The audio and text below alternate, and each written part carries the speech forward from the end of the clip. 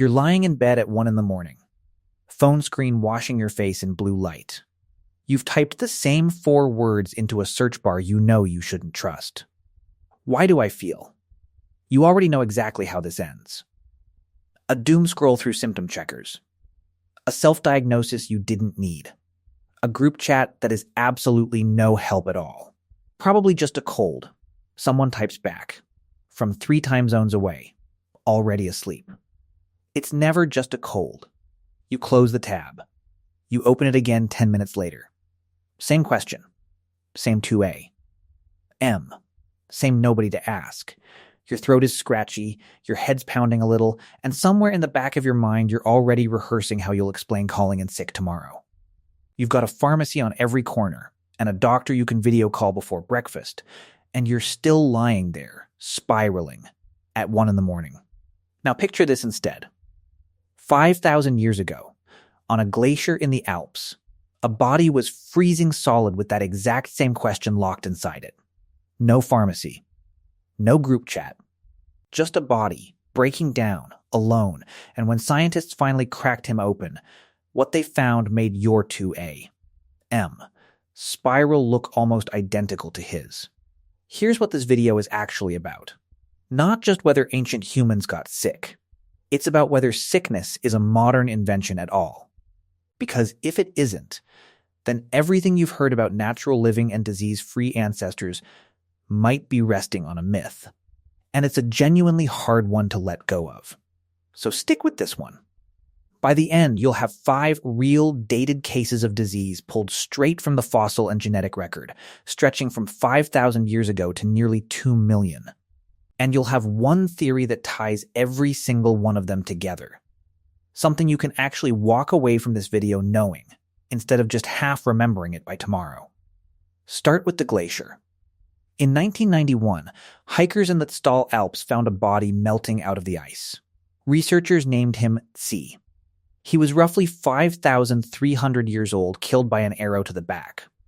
And he was, frankly, a medical mess long before that arrow ever hit him. In 2012, a team led by Albert Zink at the European Academy of Bolzano sequenced his complete genome and published it in Nature Communications. They found he had brown eyes, blood type O, and was lactose intolerant. Completely normal for a Copper Age European. But they also found something stranger. Nearly 60% of the genome of Borrelia burgdorferi turned up in his remains. That's the bacterium behind Lyme disease. It made C the earliest confirmed carrier of it in recorded human history. And here's a detail that should feel familiar to you. Lyme disease is still one of the trickiest diagnoses in modern medicine. Often missed for months even now, with every tool we have. Z never stood a chance at a diagnosis. He just carried it, silently, for however long he had left. His genes also carried a mutation linked to a 40% higher risk of coronary heart disease. Earlier CT scans had already shown his arteries were hardening. He had gum disease. He had gallstones. Then, in 2016, a separate team led by Frank Maxner sequenced bacteria pulled straight out of his fossilized stomach tissue, publishing the results in the journal Science. They found Helicobacter pylori, the exact bug behind ulcers and gastritis, still detectable in his gut tissue after 53 centuries, genuinely intact enough to sequence. Whipworm eggs turned up in his intestines too, a parasite that causes painful, sometimes bloody bowel movements. You've probably never had to think about a parasite living in your intestines. He did, and he never got to complain about it to anyone. Sit with the full combination for a second. A man living at the edge of the Alps, eating wild game and grain, walking constantly through mountain terrain, doing literally everything the get outside and move more crowd tells you to do.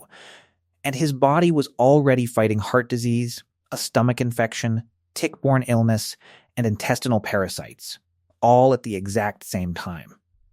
Z wasn't an unlucky outlier. He's simply the best documented human body from that era we have access to. And medically, he looked unsettlingly familiar, almost like someone you'd recognize from your own group chat. For years, his case got treated as a weird one-off, a single unlucky guy who happened to freeze at the wrong moment. But the more researchers dug into other ancient remains, the more his body stopped looking unusual. It started looking like a preview. Now here's the complication. You've probably heard some version of this idea, that chronic disease is a modern tax, something civilization basically invented.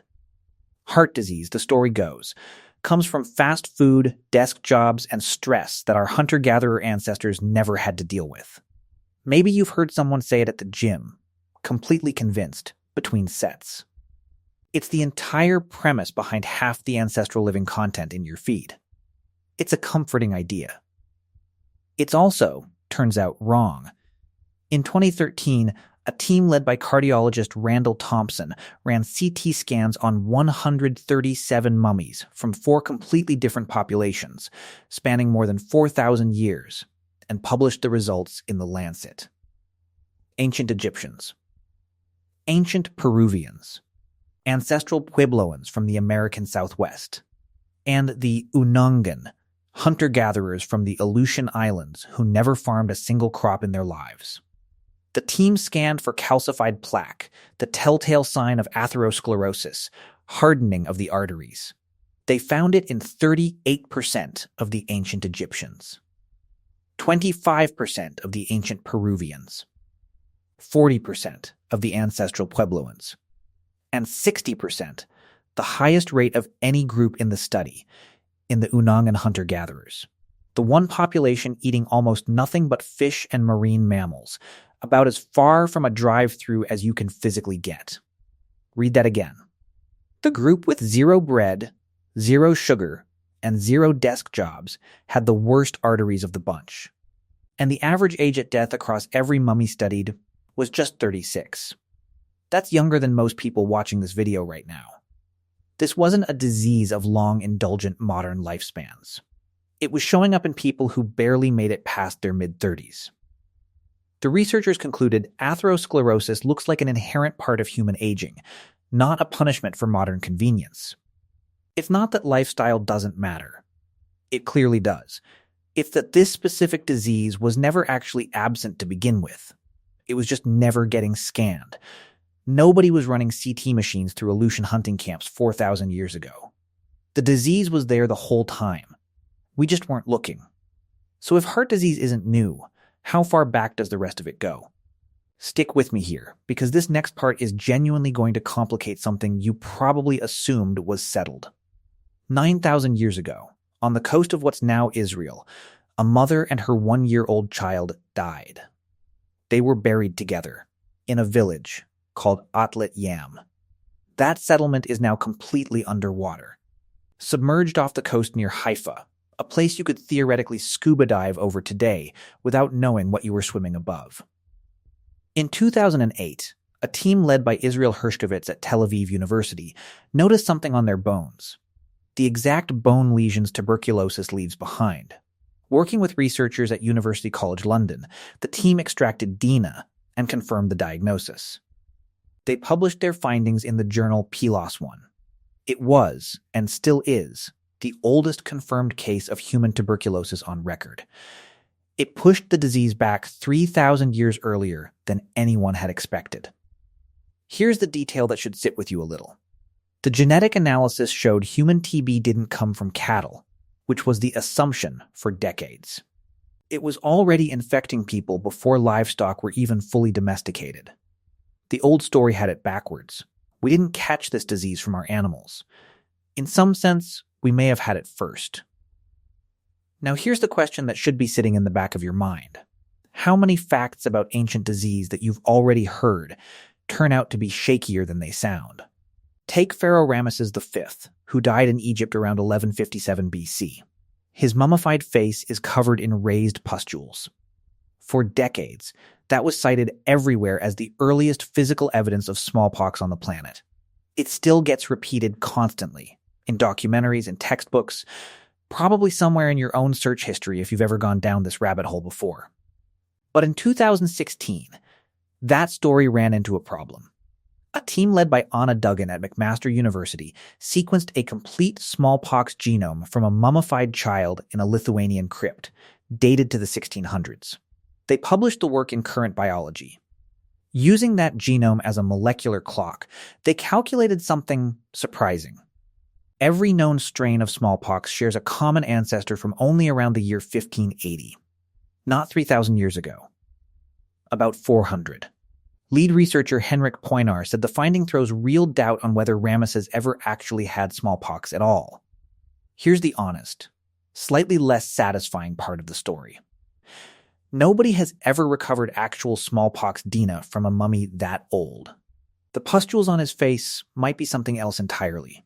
We may simply never know for certain. Absence of evidence isn't evidence of absence, but it isn't proof either. Paleopathology isn't a highlight reel of confirmed answers, wall to wall. Sometimes the honest answer is just, we thought we knew. And now, we're genuinely not so sure. You're allowed to hold two things at once here: fascination and healthy doubt. If you're wondering whether the confirmed evidence gets any stranger than that, it does. Let's talk about something that predates our entire species. Go back much further than any of this. Not thousands of years. Nearly 2 million. In the cradle of humankind in South Africa sits a cave called Swartkrans. Inside it, researchers found a single foot bone, a metatarsal, from an early human ancestor, not even fully human as you or I would define it. In 2016, a team led by Edward Oates and Patrick Randolph-Quinney used three-dimensional micro-CT imaging to examine it. They published their diagnosis in the South African Journal of Science. The bone showed clear signs of osteosarcoma, an aggressive, malignant bone cancer. It's dated to somewhere between 1.6 and 1.8 million years old. That makes it the oldest confirmed case of cancer anywhere in the human lineage. Full stop. We don't know if the bone belonged to an adult or a child. We don't even know if the cancer is what killed them. What we do know is that this specific tumor type isn't caused by diet or pollution or modern chemicals. It's not a lifestyle disease, not even close. Co-author Edward Oates put it bluntly in an interview with National Geographic, "You can eat as clean as you want, but the capacity for this disease is ancient, and it's inside all of us regardless. You could delete every processed food from your kitchen tomorrow, and that wouldn't touch this particular risk." Nearly 2 million years before smartphones, before agriculture, before fire was even fully mastered by our ancestors. Cancer was already there, just waiting, quietly, in the genome, in a body that never once heard the word. Whoever that individual was, they limped, or they didn't walk far at all, in a world with no crutches, no wheelchairs, no way to slow down without falling behind the group. Let's talk about what illness actually looked like when nobody could Google their symptoms. In 1908, in a cave in La Chapelle-aux-Saints, France, 3 priests uncovered an almost complete Neanderthal skeleton. Researchers nicknamed him the Old Man. He was old for a Neanderthal, likely somewhere in his 40s. His body was genuinely wrecked. He'd lost nearly all his teeth. The bone around his jaw had resorbed and healed over, meaning he survived that way for years, maybe decades, without a single dentist appointment. He had severe arthritis. Bad enough that researchers back in the 1910s mistook his hunched, deformed posture as proof that all Neanderthals walked stooped over, like ape men. That theory stood as scientific fact for decades. It was wrong. In 1985, physical anthropologist Eric Trinkhaus published a full reanalysis in the American Journal of Physical Anthropology and showed the posture was disease, not species. Not evolution, just illness. But here's the part that actually matters emotionally. And it's the part worth holding on to. A man with no molars, crippling joint disease, and severely limited mobility survived into old age anyway. Deep in an ice age. With none of the tools you'd consider basic. Someone was almost certainly softening his food for him, Someone was likely helping him move around camp. Some researchers even argue he was deliberately buried by his group after he died, which would make this one of the strongest hints we have that Neanderthals mourned their dead, though that particular interpretation is still genuinely debated among archaeologists. Either way, a Neanderthal community dealt with chronic illness the same way you'd hope your own people would treat you. They didn't abandon the sick. They built their days around them. It's a strange kind of comfort, honestly. A species we spent a century calling primitive turns out to have understood something basic about caring for the sick that's easy to take for granted now. And now, here's the part that should genuinely unsettle you a little. In 2015, a team led by Simon Rasmussen screened raw DNA pulled from the teeth of 101 Bronze Age skeletons across Europe and Asia. They published the results in the journal Cell. 7 of them carried Yersinia pestis, plague, the exact same bacterium behind the Black Death, the pandemic that would go on to kill roughly a third of Europe 3,000 years later. The one you probably learned about in a single rushed paragraph in school. The oldest strain they found dated back 5,000 years. That means plague was already moving quietly through human populations 3,000 years before a single historical record ever mentioned it, anywhere, in any language. There's an important distinction here worth knowing. A pandemic is a sudden explosion. Endemic means a disease that just quietly lives in a population, generation after generation, without ever making headlines. This ancient strain was endemic, not explosive. It couldn't yet spread through fleas the way the medieval version could, so it likely caused a slower respiratory form of the disease, rather than the swollen, blackened buboes we usually associate with the word. But it was already there, already killing people, already endemic across 2 entire continents, long before anyone wrote a single word about it. The plague wasn't some medieval event that materialized out of nowhere in 1347. It was a 5,000-year-old resident of the human body that simply hadn't found its worst version yet, quietly waiting for the right conditions to arrive. So, what actually ties all of this together? Here's the theory paleopathologists have converged on. It's less a single discovery than an entire field built specifically to prove it. Starting in the 1970s, a Minnesota pathologist named Arthur Ofterhide helped establish paleopathology as a serious scientific discipline. He wasn't chasing headlines. He was chasing tissue samples, one mummy at a time, for decades. He eventually assembled the largest archive of mummified human remains anywhere in the world, housed quietly at the University of Minnesota Duluth. More than 5,000 samples, pulled from roughly 9,000 years of human history. Sitting today in a collection most people, including probably you, have never heard of. His research and the decades of work that followed it points toward one genuinely uncomfortable conclusion. Disease was never a side effect of civilization. It didn't show up alongside cities, or sugar, or screens. Think of it less like something that got added to human life recently, and more like something that's been running in the background the entire time. Like an old app you never bothered closing. Pathogens like tuberculosis and plague have been co-evolving with human bodies for as long as there have been populations dense enough to carry them. Cancer and heart disease aren't new arrivals either. They're built into the basic biology of aging, whether that body is hunting mammoths across a glacier or lying in bed scrolling a phone at midnight. What's actually changed isn't whether you get sick. It's how long you survive it, how precisely you can name it, and how fast you can find out at any hour, from any bed, with a device already in your hand. Where the field is still honestly uncertain is in the details. Exactly how virulent that Bronze Age plague strain really was. How common cancer actually was, back when most people died young of something else, long before a tumor ever had the chance to grow large enough to leave a mark on bone. Absence of evidence in the fossil record is never the same thing as evidence of absence. But the pattern, across 5 continents and nearly 2 million years, is consistent enough that most researchers now treat the basic conclusion as settled. So picture that Alpine glacier again. A failing heart, an infected stomach, ticks in his blood, worms in his gut, still walking, still climbing, Now picture a mother and her child, sick with a disease you could still catch today, buried together 9,000 years ago, beneath what is now open sea. Picture a Neanderthal elder, toothless and arthritic, carried by people who simply refuse to leave him behind. And picture one single foot bone, quietly carrying cancer.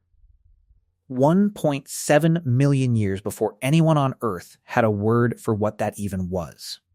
None of them had a search bar. None of them had a diagnosis waiting at 2 a.m. None of them had a name for what was happening inside them. Just the slow, confusing experience of it, with no group chat to explain it away. All they had was a body doing exactly what your body is doing right now. Tonight, the same thing bodies have always done, for as long as there have been bodies around to do it. That thread runs unbroken. From a foot bone in a South African cave, all the way to your phone screen at 1 a.m. It never once got interrupted. So here's a question for the comments. If you'd lived back then, sick with no explanation and no name for what was happening to you, what do you think you'd have blamed it on instead? Bad water? Angry spirits? A curse from the next village over? Or something you ate at the wrong shrine? Drop your best guess below, and let's see what everyone else comes up with. You're still awake. Phone still lit, glowing in the dark. Somewhere, always, someone else was too.